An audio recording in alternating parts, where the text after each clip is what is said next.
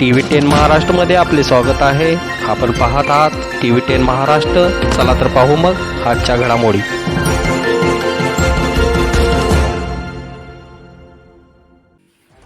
तासगाव पूर्व भागातील भाविक भक्तांचे श्रद्धास्थान असलेल्या मणेराजुरी तालुका तासगाव येथील यल्लामा यात्रा आज सुरुवात होत आहे.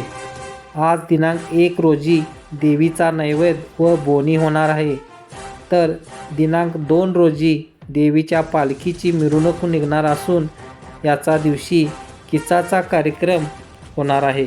या यल्लामा यात्रेमध्ये शर्ती, ऑर्केस्ट्रा, कुस्त्या, जोगत्या असे भरगच्च कार्यक्रमाचे आयोजन आहे.